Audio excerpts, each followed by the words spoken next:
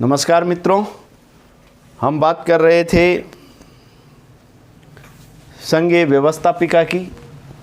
अब हम बात करेंगे संघीय कार्यपालिका की। संघीय कार्यपालिका से संबंधित पहला क्वेश्चन ये है कि संघीय कार्यपालिका का मुखिया कौन है। तो संघीय कार्यपालिका का मुखिया दो प्रकार के मुखिया होते हैं। एक तो मुखिया अगर आ जाए और एक वास्तविक मुखिया आ जाए तो मुखिया तो राष्ट्रपति होगा। क्योंकि राष्ट्रपति के नाम से ही सारे कार्य होते हैं, इसलिए संघीय कार्यपालिका का मुखिया राष्ट्रपति होगा। वास्तविक मुखिया आ जाए तो वास्तविक मुखिया प्रधानमंत्री होगा। वास्तव में जो कार्य कर रहा है वो वास्तविक मुखिया है। ऐसा आपको चित्रण करके याद करना है। निम्नलिखित कथनों में कौन सा कथन सही है? संघीय कार्यपालिका का मुखिया होता है राष्ट्रपति, इसका अनुच्छेद 53 में वर्णन है। भारत में राष्ट्रपति होगा, इसका वर्णन अनुच्छेद 52 में है तथा अनुच्छेद 61 में महाभियोग का वर्णन है। राष्ट्रपति के निर्वाचन का वर्णन 54 में है, पद्धति का वर्णन 55 में है। उपरोक्त सभी कथन सही है। इसमें 4 क्वेश्चन, एक ही क्वेश्चन में 4 क्वेश्चनों को समाहित किया गया है। तो आपको बस चित्रण करना है, थोड़ा सा चित्रण करेंगे आप याद हो जाएगा। आपको बोलना है 52 का राष्ट्रपति, 53 में कार्य किया, 54 का था तब तेरे को चुना, 61 का हो गया हट जा नहीं तो महाभियोग लगा देंगे। आपने मेरे को बोला 52 का राष्ट्रपति, 53 में कार्य किया, 54 का था तब तेरे को चुना, 61 का हो गया हट जा नहीं तो महाभियोग लगा देंगे। यानी अनुच्छेद 52 के अनुसार भारत में एक राष्ट्रपति होगा, अनुच्छेद 53 के अनुसार राष्ट्रपति संघीय कार्यपालिका का मुखिया होगा, अनुच्छेद 54 के अनुसार राष्ट्रपति निर्वाचित होगा, अनुच्छेद 61 के अनुसार राष्ट्रपति के खिलाफ महाभियोग लाया जा सकता है और अनुच्छेद 72 के अनुसार राष्ट्रपति क्षमादान देता है। तो आपने ये कहा, उसके बाद राष्ट्रपति क्या जवाब देगा? राष्ट्रपति कहेगा क्या समझते हो मेरे को, मैं 72 को क्षमादान देता हूँ। आई अनुच्छेद 111 किसी भी विधेयक को जेब में रख सकता हूँ। 1, 2, 3 कह के अध्यादेश जारी करता हूँ। यानी अनुच्छेद 123 के तहत राष्ट्रपति को अध्यादेश जारी करने की शक्ति है, जब संसद सत्र में नहीं हो तब। क्लियर? चलिए नेक्स्ट, भारत की कार्यपालिका का अध्यक्ष कौन होता है? तो भारत की कार्यपालिका का अध्यक्ष राष्ट्रपति होता है ना। निम्न कथन में कौन सा गलत है? राष्ट्रपति निर्वाचित होने के लिए कम से कम 35 वर्ष की आयु होनी चाहिए। सही बात है। राष्ट्रपति का निर्वाचन एकल संक्रमणीय आनुपातिक मत पद्धति के द्वारा किया जाता है, ये भी सही है। राष्ट्रपति, ये गलत नहीं, सही होगा, इसकी जगह सही होगा।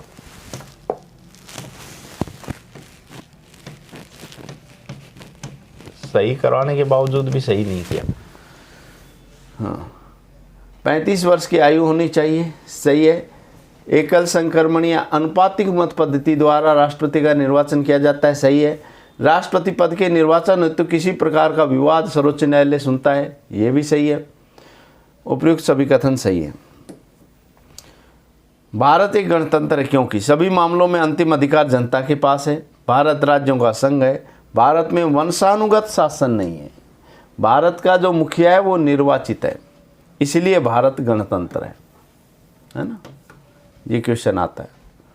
राष्ट्रपति चुना जाता है जनता द्वारा, संसद के सभी सदस्यों द्वारा, राज्यसभा के सदस्यों द्वारा, संसद और विधानसभाओं के निर्वाचित सदस्यों द्वारा, है ना। मनोनीत सदस्य नहीं चुनते और विधान परिषद के सदस्य भी इसमें भाग नहीं लेते हैं, ये आपको ध्यान में रखना है। विधान परिषद के सदस्य इसमें भाग नहीं लेते, ये आपको ध्यान रखना है। नेक्स्ट,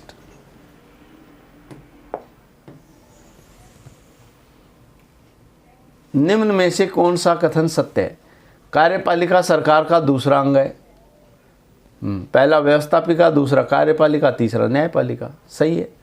भारत में संसदीय कार्यपालिका है। भारतीय संविधान में संघीय कार्यपालिका का उल्लेख अनुच्छेद 5 में है और 52 से 78 तक। उपयुक्त सभी कथन सही है। बिल्कुल सही है। निम्न में से कौन सा कथन सत्य है? मंत्रिपरिषद सामूहिक रूप से लोकसभा के प्रति उत्तरदायी होती है। मंत्रिपरिषद, प्रधानमंत्री मंत्रिपरिषद राष्ट्रपति के बीच की कड़ी होता है।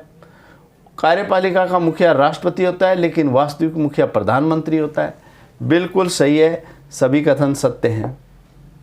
देखो कि सामूहिक रूप से उत्तरदायी जो होती है वो लोकसभा के प्रति होती है मंत्रिपरिषद।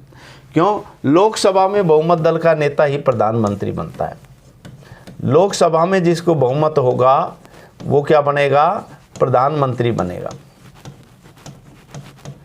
लोकसभा में बहुमत दल का नेता प्रधानमंत्री होता है। मंत्रिपरिषद राष्ट्रपति के बीच की कड़ी होता है। बिल्कुल सही है, ये राष्ट्रपति है और ये प्रधानमंत्री, ये मंत्रिपरिषद। राष्ट्रपति डायरेक्ट मंत्रियों से बात नहीं करता है, वो किससे बात करता है? प्रधानमंत्री से। इसलिए प्रधानमंत्री को राष्ट्रपति और मंत्रिपरिषद के बीच की कड़ी कहा जाता है। प्रधानमंत्री को समानों में प्रथम कहा जाता है। सब समान है, लेकिन उनमें से फर्स्ट कौन है? वो प्राइम मिनिस्टर है। नेक्स्ट,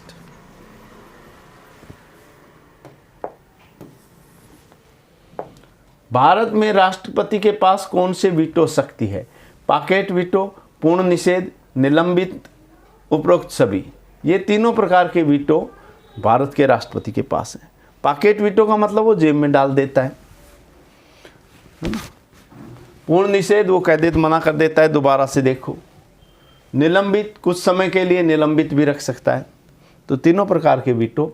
वीटो का मतलब ये है कि राष्ट्रपति विधेयक को मंजूरी नहीं देता है। ठीक है, लोकसभा संसद द्वारा पारित विधेयक को मंजूरी नहीं देता है। लेकिन जो विधेयक राष्ट्रपति की पूर्व अनुमति से संसद में पेश किए जाते हैं उनके ऊपर वो वीटो का प्रयोग नहीं कर सकता। जैसे धन विधेयक, जैसे कार्यपालिका व्यवस्थापिका से संबंधित संशोधन विधेयक, यानी कि जो भी विधेयक राष्ट्रपति की पूर्वानुमति से संसद में पेश किए जाते हैं उन पे वीटो नहीं कर सकता। तो किस अनुच्छेद के तहत? 111 के तहत। आई अनुच्छेद 111। नेक्स्ट चलिए,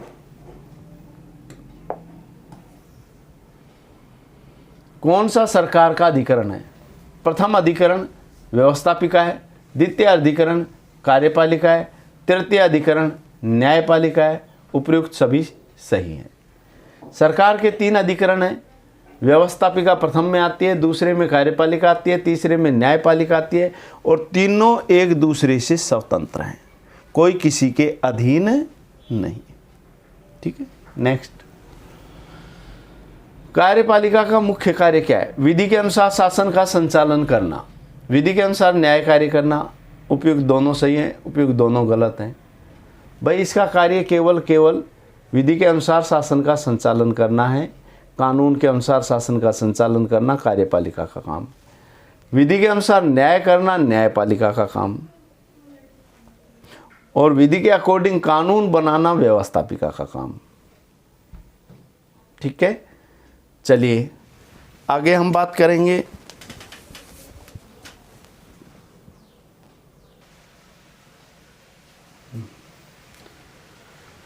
तो भारत के राष्ट्रपति के पास कौन सी वीटो शक्ति है, ये हम बात कर रहे थे। तो सभी प्रकार की वीटो शक्ति है। अधिकरण की चर्चा की हमने। अब बात करेंगे कार्यपालिका का मुख्य कार्य, विधि के अनुसार शासन का संचालन करना, और न्यायपालिका का कार्य है विधि के अनुसार न्याय करना, और व्यवस्थापिका का कार्य है विधि सम्मत कानूनों का निर्माण करना। तो कानून का निर्माण करने का कार्य तो व्यवस्थापिका करती है, और कानून के अनुसार शासन का संचालन करने का कार्य कार्यपालिका करती है, और कानून निर्माण का व्यवस्थापिका करती है, और कानून के अनुसार न्याय करना न्यायपालिका करती है। तो 3 अधिकरण हैं सरकार के, कार्यपालिका, व्यवस्थापिका, न्यायपालिका। नेक्स्ट, राष्ट्रपति के संबंध में कौन सा सही नहीं है? राष्ट्रपति के खिलाफ महाभियोग संसद के किसी सदन में लाया जा सकता है। इसकी सूचना 14 दिन पूर्व देनी पड़ती है। बिल्कुल सही बात है।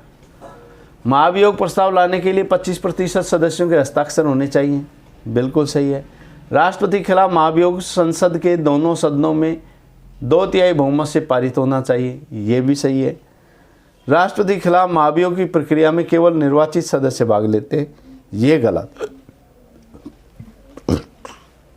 राष्ट्रपति को चुनने में तो केवल निर्वाचित भाग लेते हैं, लेकिन राष्ट्रपति को पद से हटाने में मनोनीत भी भाग लेते हैं। ठीक है, 12 मनोनीत सदस्य जो राज्यसभा में, लोकसभा वाला एंग्लो इंडियन वाला बंद ही कर दिया मामला। तो कुल मिला के बात यह है कि मनोनीत भी उसमें भाग लेते हैं, तो ये कथन गलत हो गया। नेक्स्ट चलते हैं, निम्न में से कौन सा कथन सत्य है? राष्ट्रपति की पदावधि का वर्णन अनुच्छेद 56 में है। राष्ट्रपति के लिए निर्वाचन पद्धति का वर्णन अनुच्छेद 55 में है। राष्ट्रपति के योग्यता संबंधी वर्णन अनुच्छेद 58 में है। राष्ट्रपति की शपथ का उल्लेख अनुच्छेद 60 में है। सभी कथन सही हैं, बिल्कुल सही है, सारे के सारे कथन सत्य हैं। राष्ट्रपति के चुनाव में, नहीं, इनको सबको याद करने के लिए एक अच्छा सा तरीका है। राष्ट्रपति पद की निरी अवधि पायो, पद शपथ महाअभियोग आयु। तो ये सारे आ गए राष्ट्रपति से संबंधित मामले। ठीक है जी, नेक्स्ट चलते हैं। राष्ट्रपति के चुनाव में राजस्थान के एक विधायक का मत मूल्य कितना है? तो राजस्थान का एक विधायक का मत मूल्य 129 है। नेक्स्ट, इसको निकालने के लिए 1971 की जनसंख्या का भाग दिया। चलो निकाल के दिखा देते हैं 129 कैसे, है ना। थोड़ा सा नीचे करते हैं इसको, यहाँ देखते हैं 129 कैसे आया। बात ये है, तो 1971 की जनसंख्या थी 2,58,00,000 राजस्थान की।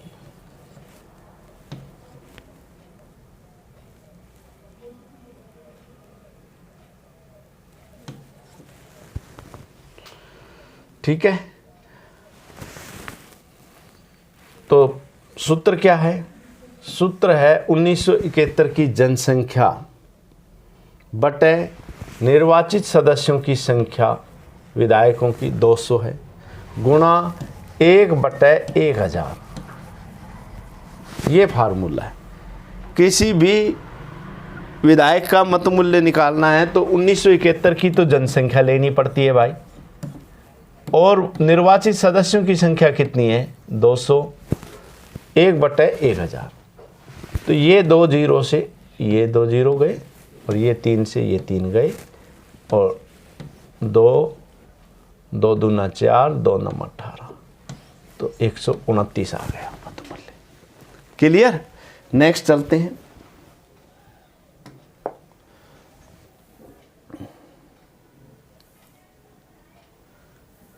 हाँ, तो 129 आ गया राजस्थान के एक विधायक का मत मूल्य। ये आ सकता है क्योंकि अभी चुनाव हुए ना राष्ट्रपति के, इसलिए। युद्ध तथा भारी आक्रमण होने की स्थिति में निम्न में से अंतिम रूप से आक्रमणकारी के विरुद्ध युद्ध की घोषणा कौन करता है? तो युद्ध की घोषणा हमेशा राष्ट्रपति करता है। युद्ध एवं शांति दोनों की घोषणा राष्ट्रपति करता है। नेक्स्ट, भारत के राष्ट्रपति ने जिस एकमात्र मामले में वीटो का प्रयोग किया वह कौन सा था? वह था भारतीय डाकघर संशोधन अधिनियम। हुआ क्या था कि राजीव गांधी जी के समय ज्ञानी जैल सिंह ने वीटो पावर का प्रयोग किया था इस अधिनियम के ऊपर। डाकघर अधिनियम जैसे ही राजीव गांधी जी ने पारित करके भेजा, तो उनके पास क्या था? उनके पास आपस में दोनों की बन नहीं रही थी, राजीव गांधी की और ज्ञानी जैल सिंह की। तो जैसे ही भेजा विधेयक, तो ज्ञानी जैल सिंह ने कहा आई, यानी अनुच्छेद 111, उसको जेब में रख लिया। आज भी वो ज्ञानी जैल सिंह की जेब में है। ठीक है, नेक्स्ट चलते हैं, है ना। आपने माइंड में चित्रण करना है। ज्ञानी था इसीलिए तो बोला आई, है ना। ज्ञानी था इसलिए कहा आई, मैं हूँ, यानी अनुच्छेद 111। याद हो गया होगा निश्चित रूप से। नेक्स्ट, डॉक्टर राजेंद्र प्रसाद 2 बार लगातार भारत के राष्ट्रपति बने। कितने वर्ष तक भारत के राष्ट्रपति रहे? तो ये कन्फ्यूजन हो जाता है कई लोगों को, है ना। तो संविधान सभा द्वारा बनाए गए थे ये क्या? राष्ट्रपति बने थे। तो 2 बार बने तो ऐसे कन्फ्यूजन हो जाता है कि 5 दूनी 10 यानी 10 वर्ष के लिए रहे होंगे, लेकिन ये 12 वर्ष तक भारत के राष्ट्रपति रहे थे। कारण क्या था? संविधान सभा द्वारा निर्वाचित राष्ट्रपति रहे थे। पहले तो ये संविधान सभा द्वारा निर्वाचित राष्ट्रपति रहे थे और उसके बाद में 2 बार उन्होंने चुनाव लड़ा था। तो कुल मिला के बात ये है, लगातार जीते थे। तो 1950 से 1952 में चुनाव हुए थे, तब तक तो ये संविधान सभा द्वारा निर्वाचित राष्ट्रपति रहे। फिर 52 से 57 एक कार्यकाल, फिर 57 से 62 दूसरा कार्यकाल। इस प्रकार से ये 2 बार लगातार निर्वाचित हुए। ठीक है, तो आपको राजेंद्र प्रसाद का कार्यकाल याद करना है 12 वर्ष। तो कैसे करोगे? तो रा को उल्टा कर दीजिए, 1 इधर आ जाएगा और 2 इधर आ जाएगा। कितना वर्ष हो गया? 12 वर्ष। ओके, नेक्स्ट चलते हैं। भारत के पहले राष्ट्रपति के रूप में राजेंद्र प्रसाद का चुनाव किया गया था। किसके द्वारा किया गया था? संविधान सभा के द्वारा, है ना। 2 वर्ष के लिए संविधान सभा द्वारा, फिर उसके बाद में निर्वाचक मंडल द्वारा किया गया था। ओके, हाँ। तो थोड़ा सा आप चित्रण कर लीजिए, स्क्रीनशॉट लेना चाहें स्क्रीनशॉट ले लीजिए।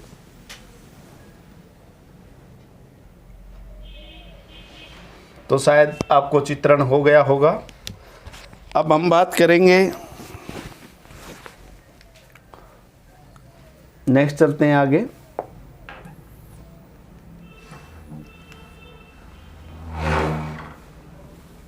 राजेंद्र प्रसाद संविधान सभा द्वारा किया गया था। 1952 में आम चुनाव हुए थे। उसके बाद निर्वाचक मंडल द्वारा इनका 2 बार भारत के राष्ट्रपति के रूप में निर्वाचित हुए। नेक्स्ट, भारत के कौन से ऐसे राष्ट्रपति जो कुछ समय के लिए गुटनिरपेक्ष आंदोलन के महासचिव भी रहे? ये क्वेश्चन भी आया हुआ है भाई।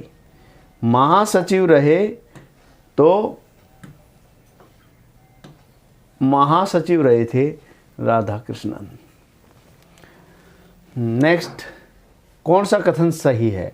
राष्ट्रपति प्रधानमंत्री व मंत्रियों को नियुक्त करता है। सही है। राज्यों में राज्यपाल व उच्च व सर्वोच्च न्यायालय के समस्त न्यायाधीशों की नियुक्ति करता है। ये भी सही है। महान न्यायवादी, लेखा परीक्षक, ओबीसी आयोग, SC ST आयोग के अध्यक्ष सदस्यों की नियुक्ति करता है। सभी कथन सही है। सदा धर्मनिरपेक्षता की बात को सर्वधर्म सद्भाव कहने वाले राष्ट्रपति कौन थे? तो राधाकृष्णन सर्वधर्म सद्भाव कहने वाले राष्ट्रपति थे। भारत का संवैधानिक अध्यक्ष कौन होता है?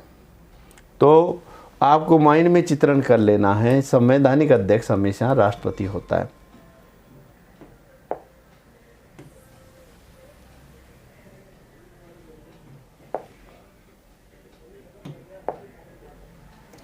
किस संविधान संशोधन के माध्यम से आर्थिक वंचना को भी पिछड़ेपन का आधार मानकर 10% आरक्षण दिया गया है?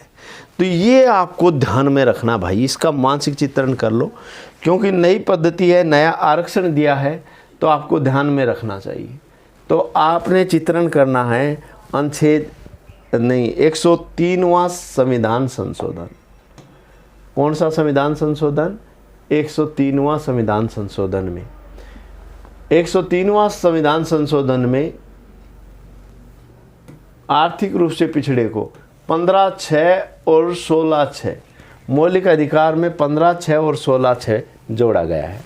उच्च जातियों को 10% आरक्षण दिया गया है। माइंड में चित्रण करो, 10% आरक्षण, 10% आरक्षण है। और किसको है भाई? उच्च जातियों का है। किसको है? उच्च जातियों का है। तो संविधान संशोधन कौन सा हो गया? 103वां। ओके, 15 भी 6, 16 भी 6, है ना।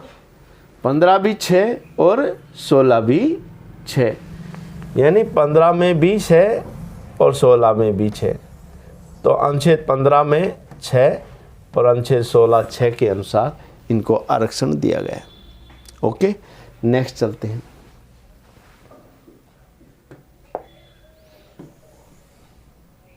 राष्ट्रपति द्वारा अनुच्छेद 123 के तहत जारी किया गया अध्यादेश राष्ट्रपति की कौन सी शक्ति है? तो ये राष्ट्रपति की विधायी शक्ति है। राष्ट्रपति जो है वो संसद का अंग होता है, और संसद का अंग होता है जब संसद सत्र में नहीं चल रही है तो अनुच्छेद 123 के तहत राष्ट्रपति अध्यादेश जारी करके कानून बना सकता है, क्योंकि वो व्यवस्थापिका का अंग है।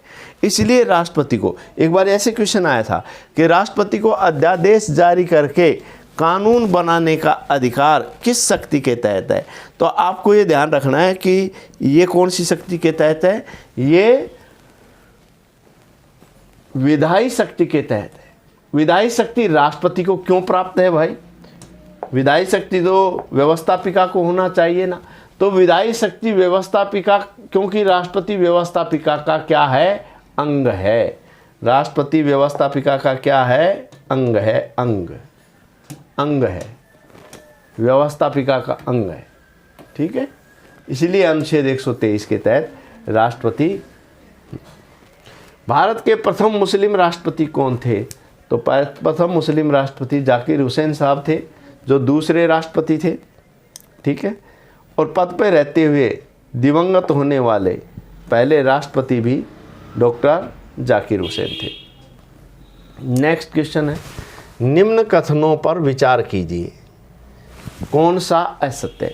राष्ट्रपति की पद शर्तों का वर्णन अनुच्छेद 59 में, निर्वाचन होगा अनुच्छेद 54 में, निर्वाचन, राष्ट्रपति के निर्वाचन की योग्यताओं का वर्णन अनुच्छेद 68 में, पुनः निर्वाचन का वर्णन अनुच्छेद 57 में।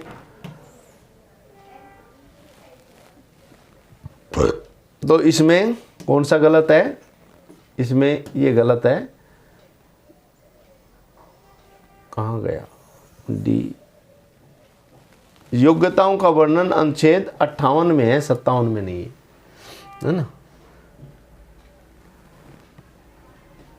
68 में नहीं है योग्यताओं का वर्णन, किस में है? 58 में है। नेक्स्ट, निम्न में से कौन सा कथन सत्य है? महान्यायवादी की नियुक्ति राष्ट्रपति करता है, मुख्य निर्वाचन आयुक्त अन्य निर्वाचनों की नियुक्ति, आयुक्तों की नियुक्ति भी राष्ट्रपति करता है, राष्ट्रीय मानवाधिकार के अध्यक्ष व सदस्यों की नियुक्ति भी राष्ट्रपति करता है। सभी कथन सत्य हैं। बिल्कुल सही है, सभी कथन सत्य हैं।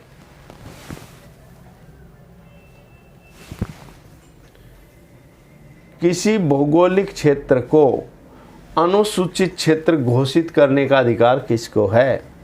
किसी भी भौगोलिक क्षेत्र को अनुसूचित क्षेत्र घोषित करने का अधिकार राष्ट्रपति को है। नेक्स्ट, केंद्र प्रशासित प्रदेशों में प्रशासक व उपराज्यपाल की नियुक्ति कौन करता है? वो राष्ट्रपति करता है। निर्विरोध निर्वाचित होने वाले लोकसभा के अध्यक्ष मुख्यमंत्री पद पर रहे और फिर राष्ट्रपति बने, ऐसे कौन थे? नीलम संजीव रेड्डी थे। माइंड में चित्रण करना है, नीलम ऐसे लिखते हैं ना। नी का मतलब है निर्विरोध, ले का मतलब है लोकसभा अध्यक्ष, मैं का मतलब है मुख्यमंत्री, है ना। नीलम संजीव रेड्डी अपने आप चिल्ला चिल्ला के कह रहा है कि मैं निर्विरोध निर्वाचित हूँ, मैं लोकसभा का अध्यक्ष भी रह चुका हूँ, मैं मुख्यमंत्री भी रह चुका हूँ। क्लियर? नेक्स्ट चलते हैं।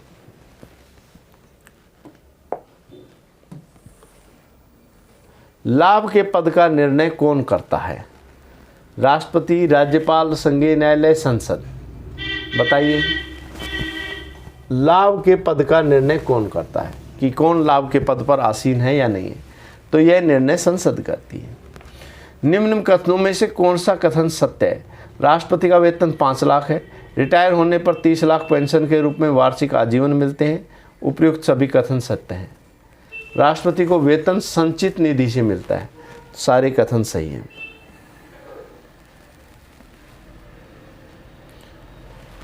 भारतीय संविधान के 17वें संविधान संशोधन के द्वारा भारत के राष्ट्रपति के चुनाव में किन केंद्र प्रशासित प्रदेशों को भाग लेने का अधिकार दिया गया?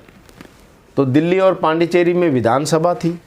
जम्मू कश्मीर तो अभी बना है ना केंद्र प्रशासित प्रदेश, पहले जम्मू कश्मीर स्टेट था। तो दिल्ली और पांडिचेरी में विधानसभा थी। तो जिनमें विधानसभा है तो उसका विधायक राष्ट्रपति के निर्वाचन में भाग ले सकता है। तो ये 17वें संविधान संशोधन के द्वारा किया गया, उससे पहले अधिकार नहीं था। निम्न में से कौन सा भारत के राष्ट्रपति चुनाव में भाग नहीं लेता है? विधानसभा लेता है, लोकसभा लेता है, राज्यसभा लेता है, विधान परिषद नहीं लेता है। ये आपको ध्यान में रखना है, ये सेट में आया था। पिछला जो सेट का एग्जाम हुआ था उसमें ये क्वेश्चन पूछा गया। राष्ट्रपति सदन पटल पर रखवाता है संघीय वित्त आयोग की सिफारिशों को, नियंत्रक महालेखा पर के प्रतिवेदन को, राष्ट्रीय अनुसूचित जनजाति आयोग के प्रतिवेदन को, सभी को रखवाता है। ठीक है। नेक्स्ट, निम्न में से राष्ट्रपति की शक्तियों के संबंध में सही है? अनुच्छेद 72 के तहत राष्ट्रपति क्षमादान, विराम, लघुकरण की शक्ति प्राप्त है, बिल्कुल सही है। अनुच्छेद 352 में राष्ट्रपति के राष्ट्रीय आपात घोषित कर सकता है, ये भी सही है। अनुच्छेद 356 के तहत राज्यों में राष्ट्रपति शासन घोषित कर सकता है और 360 के तहत वित्तीय आपात घोषित कर सकता है, ये भी सही है। अनुच्छेद 123 के तहत सर्वाधिक अध्यादेश जारी करने वाले राष्ट्रपति कौन थे? तो माइंड में चित्रण करना है आपको। सबसे ज़्यादा इंदिरा गांधी के समय अध्यादेश जारी हुए और उस समय जो राष्ट्रपति थे वो थे फखरुद्दीन अली अहमद साहब। तो इंदिरा गांधी जाती थी, कहती थी मिस्टर फखरुद्दीन, यस मैडम, बोल 1 2 3 1 2 3, मिस्टर फखरुद्दीन, यस मैडम, बोल 1 2 3 1 2 3। तो सर्वाधिक अध्यादेश जारी किए मिस्टर फखरुद्दीन अली अहमद साहब ने। तो माइंड में चित्रण कर लेना, फखरुद्दीन, बोल 1 2 3 1 2 3, है ना। फिर गई मैडम एक बार, मिस्टर फखरुद्दीन नॉट रीचेबल, यानी पद पे रहते हुए इनकी मृत्यु हो गई। नेक्स्ट, किस राष्ट्रपति के समय सर्वाधिक प्रधानमंत्री हुए? अरे भाई शंकर भोला शंकर है, एकदम भोले हैं। तो सबसे ज़्यादा प्रधानमंत्री किसके समय होंगे? शंकर दयाल शर्मा के समय 4 प्रधानमंत्री हुए। दिल्ली DSSB में ये क्वेश्चन पूछा जा चुका है। नेक्स्ट चलते हैं। सबसे अधिक अनुच्छेद 72 का प्रयोग कर समाधान नहीं है, क्षमादान है। ये क्षमादान है भाई। माइंड में चित्रण करेंगे आप, थोड़ा सा माइंड में चित्रण करेंगे, आसानी से याद हो जाएगा। क्षमादान, तो क्षमादान सर्वाधिक कौन देगा? भाई दयालु कौन है? दयालु महिला है। और महिला राष्ट्रपति कौन है? प्रतिभा पाटिल। तो सर्वाधिक क्षमादान देने वाली कौन थी? प्रतिभा पाटिल। नेक्स्ट, यानी सर्वाधिक दया याचिका के तहत प्रतिभा देवी सिंह पाटिल ने क्षमादान दिया। जब देश या उसके किसी राज्य क्षेत्र पर वित्तीय साख संकट में हो तो राष्ट्रपति किस अनुच्छेद के तहत? तो माइंड में चित्रण कर लेना, अनुच्छेद 360 के तहत राष्ट्रपति क्या जारी करता है? राष्ट्रपति राष्ट्रीय आपात घोषित कर सकता है। किस प्रधानमंत्री के समय सर्वाधिक अनुच्छेद 356 और 123 का प्रयोग हुआ? 356 तो क्या है? राज्यों में आपातकाल। अनुच्छेद 123 क्या है? अध्यादेश जारी करना। तो ये सब दोनों कार्य हुए थे इंदिरा गांधी के समय। सर्वाधिक फखरुद्दीन अली अहमद साहब ने अध्यादेश जारी किए थे, ये इंदिरा गांधी के समय राष्ट्रपति थे। 356 का प्रयोग भी सर्वाधिक इंदिरा गांधी के समय हुआ। नेक्स्ट, 356 का सबसे पहले प्रयोग किस राज्य में हुआ? तो पंजाब, वो तत्कालीन पेप्सू राज्य, उस समय का पेप्सू,